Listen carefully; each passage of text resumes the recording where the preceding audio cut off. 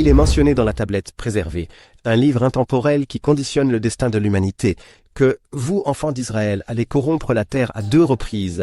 Cette déclaration n'est pas simplement un avertissement, mais un indéniable rappel de la réalité historique. Les termes « corrompre » évoquent une image de dégradation, d'injustice et de trahison qui, au fil des siècles, ont été perpétrés par différentes communautés. Les croyants doivent saisir la portée de cette prophétie car elle est ancrée dans la réalité que nous connaissons. La promesse divine et son implication, elle a dit ensuite, quand la première promesse arrivera, que se passera-t-il? La deuxième promesse, Allah nous enseigne que la deuxième promesse se réalisera, et ce moment marquera des défis sans précédent. Quand ce moment viendra, ceux qui auront causé des injustices seront confrontés à des réalités qui leur seront imposées. Ils entreront dans la terre sainte, mais cela ne sera pas sans conséquence. Il est dit qu'ils corrompront et détruiront tout ce qu'ils auront construit.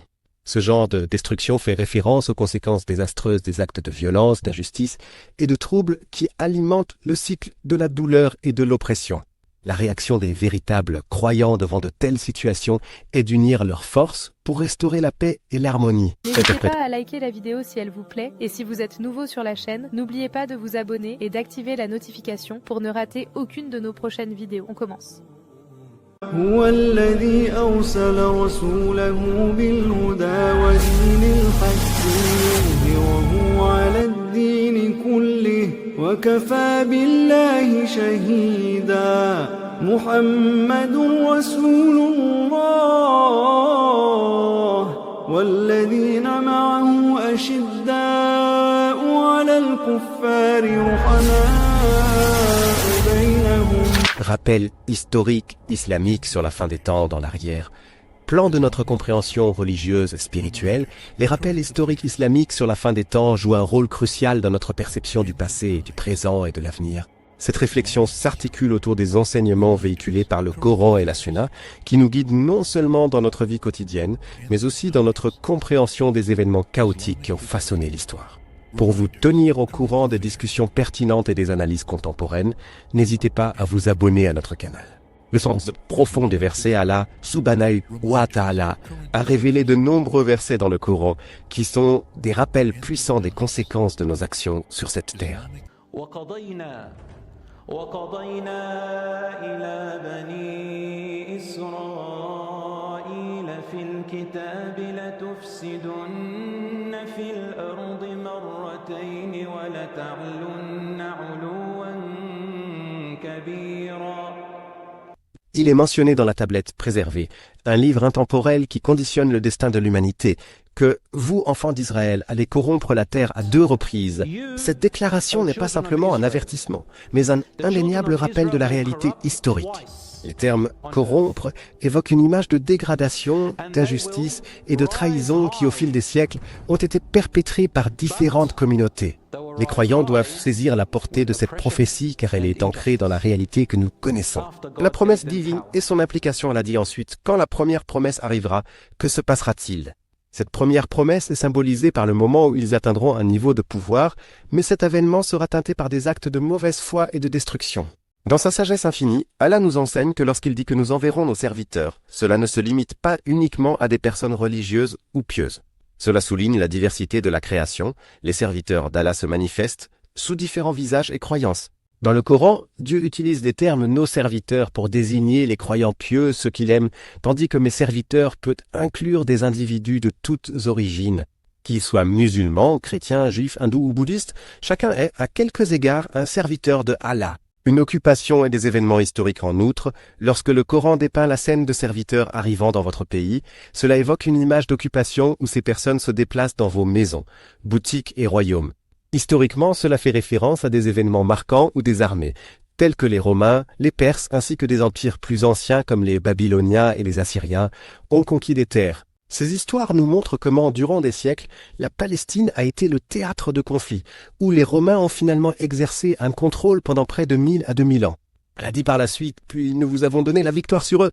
Il est primordial de se demander, qui est ce vous? Ce sont les musulmans, les croyants en Allah, et cela nous rappelle les victoires marquantes qui ont eu lieu dans un passé proche, où les croyants ont pu rétablir la justice face à l'oppression.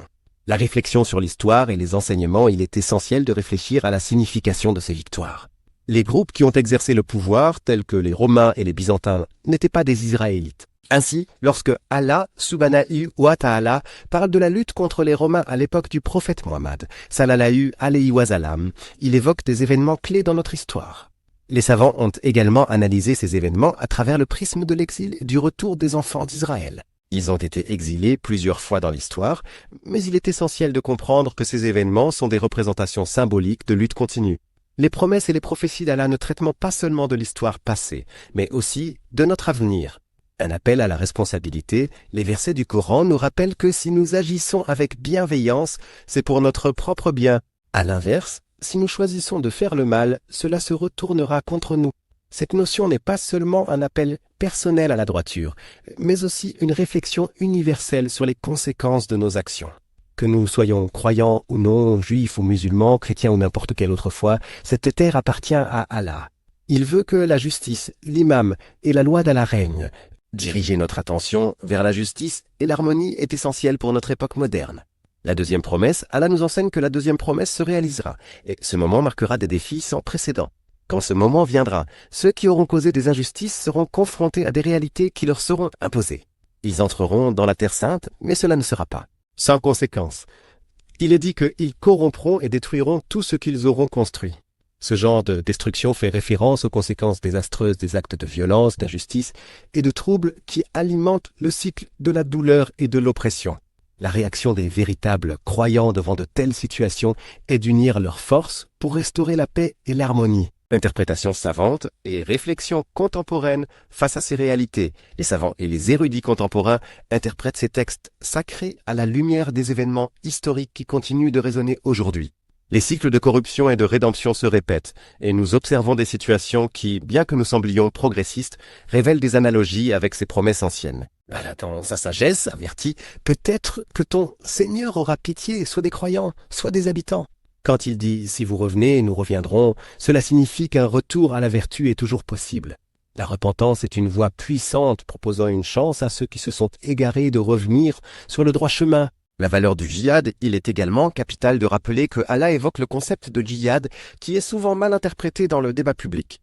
Djihad est la lutte pour la justice, la défense de sa foi et la préservation de la dignité humaine.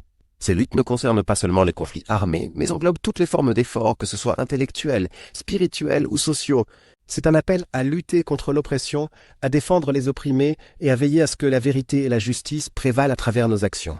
À mesure que nous approfondissons notre compréhension des enseignements islamiques sur la fin des temps, il est crucial de relier ces leçons à notre quotidien. Chorégraphier une vie équilibrée, s'inspirer de la spiritualité, comprendre l'histoire et agir avec justice sont des éléments qui doivent définir notre existence. Quant à l'avenir, rappelons-nous de l'importance de notre engagement envers la justice, la paix et le bien commun.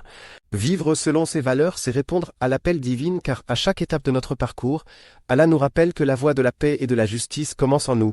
Inna akramakum 'inda Allahi atqakum. Inna Allah